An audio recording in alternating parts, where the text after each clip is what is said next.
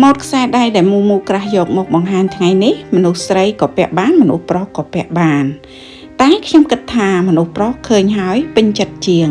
សាមញ្ញតែស្អាតពាក់តែឯងក៏បានពាក់ជាមួយនីលកាក៏រឹតតែស្អាត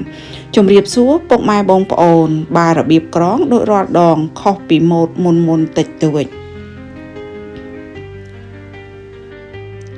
ចាប់ផ្ដើមដំបូងគេសម្ភារៈដែលខ្ញុំយកមកបង្ហាញបងប្អូននេះខ្ញុំមានបោះពណ៌ផ្ទៃមេឃ6ខ្សែ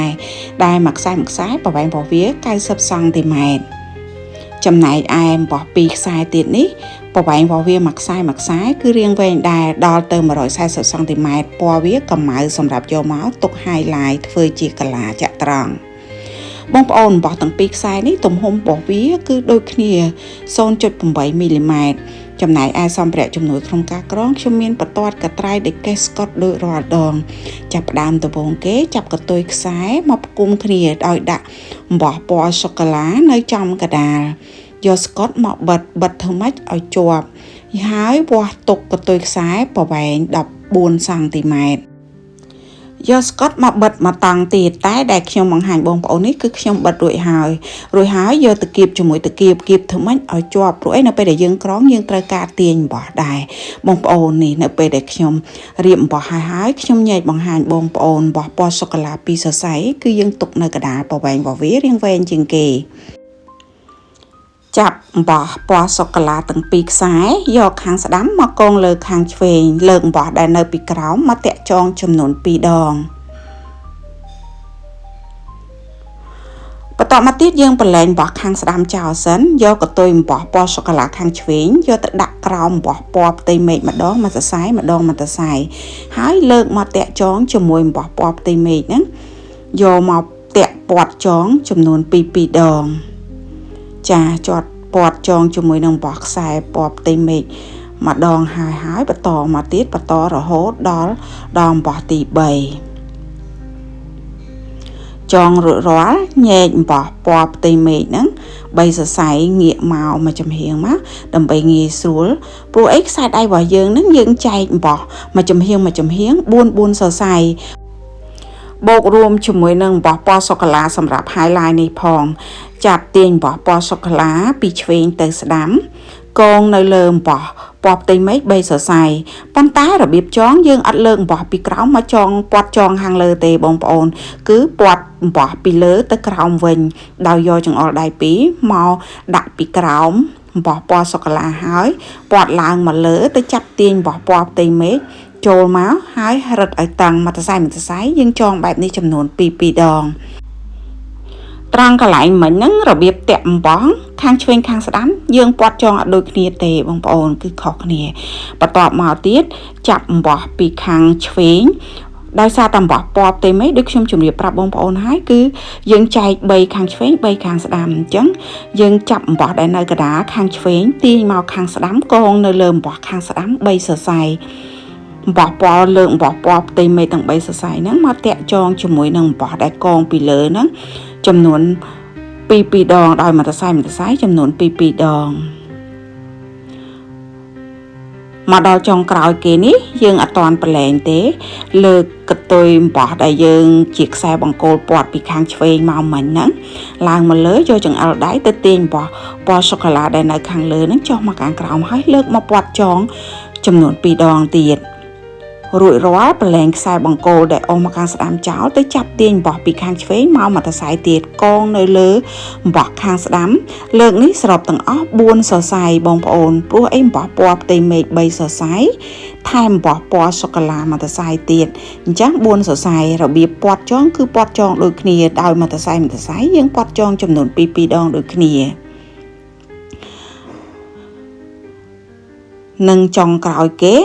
ចាប់ទាញបោះផ្ទៃមេឃដែលជាខ្សែបង្គោលចាស់នៅខាងលើហ្នឹងចុះមកខាងក្រោមហើយលើកមកពាត់ចងជាមួយខ្សែបង្គោលថ្មីចំនួន2ដងដូចគ្នារួចរាល់ប្រឡែងបោះខាងទាំងអស់ចោលមកចាប់ទាញ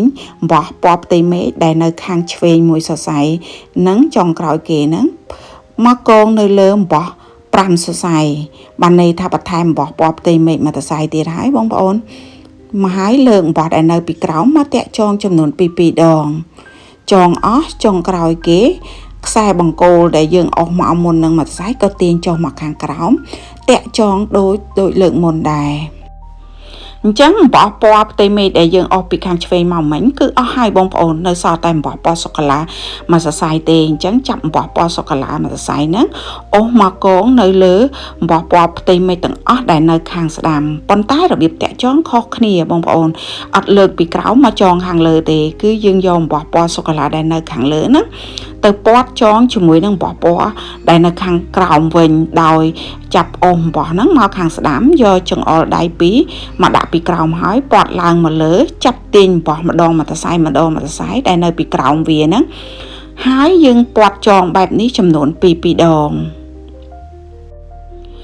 ដោយសារតែមួយឆ្នោតត្រង់នេះយើងត្រូវការឲ្យពណ៌របស់វាកាត់មកជួរហ្នឹងពណ៌សូកូឡាសុទ្ធអញ្ចឹងបើសិនជាយើងលើកអំបោះពីខាងក្រោមមកចងតាក់ចងជាមួយនឹងអំបោះខាងលើដែលបើសិនជាយើងយកអំបោះពណ៌សូកូឡានឹងធ្វើជាខ្សែបង្គោលអញ្ចឹងធ្វើឲ្យពណ៌របស់វាអត់មានពណ៌សូកូឡាទេវាคล้ายទៅជាមានពណ៌ផ្ទៃមេឃលាយផងអីផងអញ្ចឹងត្រង់កន្លែងហ្នឹងដើម្បីបានពណ៌សូកូឡាសុទ្ធគឺយើងយកអំបោះពណ៌សូកូឡាទៅតាក់ចងជាមួយនឹងអំបោះដែលនៅខាងក្រោមវិញ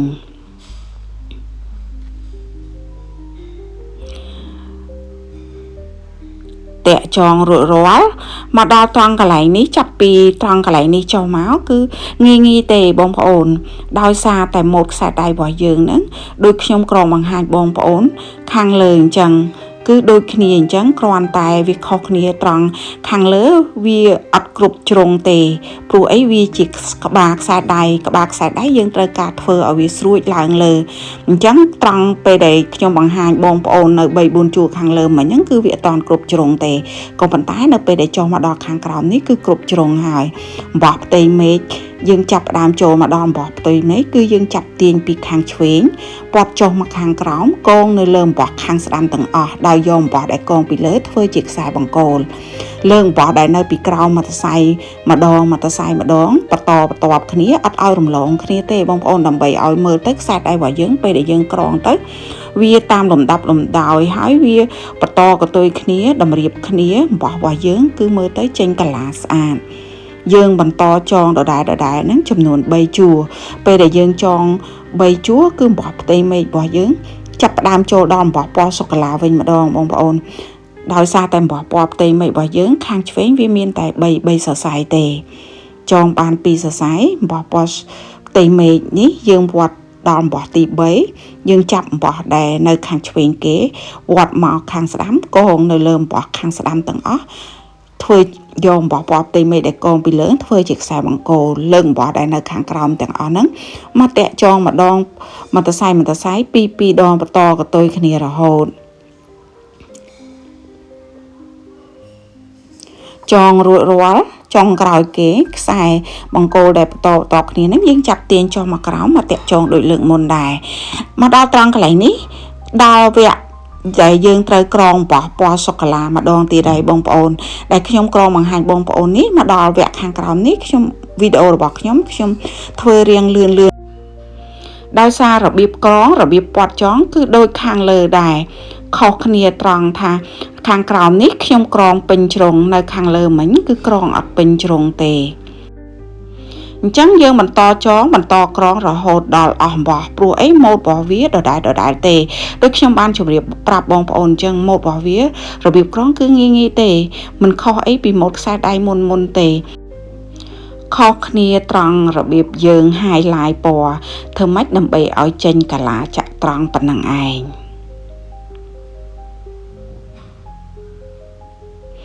ចាបងប្អូននេះខ្ញុំមានខ្សែដៃដែលខ្ញុំក្រងហើយពេលដែលយើងក្រងរួចរាល់គឺចេញម៉ូតមកគឺបែបនេះឯង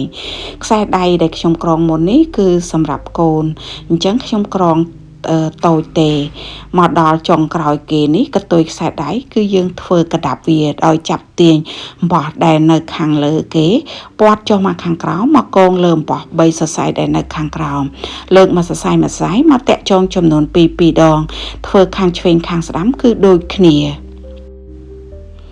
ការដែលយើងធ្វើកដាប់បែបនេះដើម្បីបញ្ជាក់ថាខ្សែដៃរបស់យើងហ្នឹងគឺបានមកដល់ទីបញ្ចប់ហើយណាមួយធ្វើឲ្យម៉ូតខ្សែដៃរបស់យើងស្អាតផងព្រោះអីការដែលយើងក្រងកដាប់ចុងនៃកតុយខ្សែដៃទាំងសងខាងនេះធ្វើឲ្យម៉ូតខ្សែដៃរបស់យើងគឺមាំចុងក្រោយគេខ្សែបង្គោលទាំងពីរជួបគ្នាយកខាងស្ដាំមកកងលើខាងឆ្វេងហើយព័ទ្ធកតុយរបស់ខាងស្ដាំទៅខាងក្រោមលើកមកតាក់ចងចំនួន2ដងចុងក្រោយគេរំយោលយើងអាចធ្វើបានច្រើនម៉ូតតែម៉ូតដែលខ្ញុំក្រងថ្ងៃនេះគឺងាយទេខ្ញុំចាប់កតុយអំបោះចុងទាំងពីរដែលនៅចុងគេហ្នឹងអំបោះទាំងពីរដែលនៅចុងគេយកមកព័ទ្ធចងរបៀបព័ទ្ធចងចាប់កតុយអំបោះដែលនៅខាងក្រោមព័ទ្ធទៅក្រោយអំបោះដែលនៅខាងលើចាប់អំបោះដែលនៅខាងលើព័ទ្ធជាមួយចង្អុលដៃយកមកសូកក្នុងប្រឡោះអំបោះដែលយើងព័ទ្ធមិញបន្តធ្វើបែបនេះចំនួន3ដងសម្រាប់បងប្អូនបើសិនជាចង់ធ្វើរបៀបព័ទ្ធចងហ្នឹងឲ្យឃើញរាងវែងអាចថែមម្ដង2ដងអីទៀតចឹងទៅហើយបើសិនជាបងប្អូនអត់ស្រឡាញ់រំយោលម៉ូតនេះទេបងប្អូនចង់ដាក់កម្មឬក៏ក្រងបែបម៉ូតផ្សេងក៏បានដែរប៉ុន្តែខ្ញុំធ្វើថ្ងៃនេះបង្ហាញបងប្អូនគឺបែបងាយចាប់ខ្សែទាំងពីរមកគួចចងតែម្ដងកតុយខ្សែដែលនៅសល់3សរសៃទៀតនេះកាត់ចោល2សរសៃទុកមួយសរសៃដែលនៅជាប់ជាមួយនឹងរំយោលហ្នឹងទាំងសងខាងហ្នឹងសម្រាប់ធ្វើជាខ្សែព័ទ្ធចងតែម្ដងកាត់កតុយខ្សែរួចហើយយកដៃកេះមកអុចវារោលភ្លើងពិតឲ្យជាប់ធ្វើម៉េចដើម្បីកុំឲ្យខ្សែដៃរបស់យើងរសាត់ដោយសារតែខ្សែដៃរបស់យើងអំបោះដែលយើងយកមកប្រើនេះវាមានជាតិរាងលីឡងដែរអញ្ចឹងយើងអុចពិតរោលភ្លើងតែប៉ុណ្្នឹងគឺជាប់ហើយអំបោះដែលខ្ញុំបង្ហាញបងប្អូនពីដើមទីមកពេលដែលក្រងហើយបងប្អូនខ្សែដៃរបស់យើងហ្នឹងបានប្រវែង16សង់ទីម៉ែត្រជាងចំពោះបងប្អូនបើសិនជាកដៃតូចជាងខ្ញុំយើងអាចបន្ថយអំបោះមកឬមួយក៏កដៃធំជាងខ្ញុំយើងអាចបន្ថែមអំបោះទៅតាមហ្នឹងទៅមើលបងប្អូននេះខ្សែដៃដែលខ្ញុំក្រងបង្ហាញហើយគឺរួចរាល់ហើយម៉ូតរបស់វាចេញ highlight ក្រឡាចាក់ត្រង់ស្រស់ស្អាតមែនតែនមុនហ្នឹងខ្ញុំក្រងមួយខ្សែដែរសម្រាប់កូនរបស់ខ្ញុំគឺកដៃគាត់តូចអញ្ចឹងខ្ញុំក្រងតែ13សង់ទីម៉ែត្រទេចំណែកឯកដៃខ្ញុំក្រងដល់ទៅ16សង់ទីម៉ែត្រជាងចុងក្រោយធ្វើចាប់ចងផ្ចិតមុខដោយចាប់កតុយ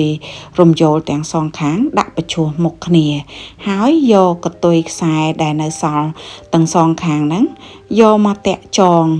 ក្រងតាក់ចងតែម្ដងយើងអត់ចាំបាច់ចំណាយបោះថែមទៀតទេណាមួយរបៀបតាក់ចងបែបនេះក៏ស្រស់ស្អាតម្យ៉ាងដែរធ្វើឲ្យខ្សែតាក់ចងរបស់វាគឺនៅជាប់តួជាមួយនឹងតួខ្សែដៃតែម្ដងមិនចាំបាច់ខ្សែតាក់ចងហ្នឹងរត់ចុះរត់ឡើងទេរបៀបតាក់ចងដោយយកកតុយអំបោះមកចំហៀងព័ទ្ធមកខាងលើខ្សែរំយោលទាំងពីរយកកតុយអំបោះមកចំហៀងទៀតព័ទ្ធពីលើកតុយខ្សែដែលព័ទ្ធទៅមិញហើយបត់ចុះមកខាងក្រោមសោកនៅក្នុងអំបោះដែលខ្ញុំព័ទ្ធទៅមកចំហៀងធ្វើម្ដងធ្វើខាងឆ្វេងម្ដងធ្វើខាងស្ដាំបន្តធ្វើ5ទៅ6ដងបានន័យថាព្រោះអីយើងត្រូវធ្វើពីទាំងសងខាងបងប្អូនអញ្ចឹងបើយើងធ្វើវែងពេកក៏វាអត់ស្អាតដែរអញ្ចឹងខ្ញុំក្រងរបៀបចងតាក់ចងផ្ចិតមុខខ្សែដៃនេះយើងធ្វើដល់ទៅ2អញ្ចឹងធ្វើមកចំហៀងធ្វើខ្លីបានហើយធ្វើតែ5ទៅ6ដងគឺល្មមចាក្រងហើយបើដែលនៅសល់យើងកាត់ចោលពិតវាឲ្យជាប់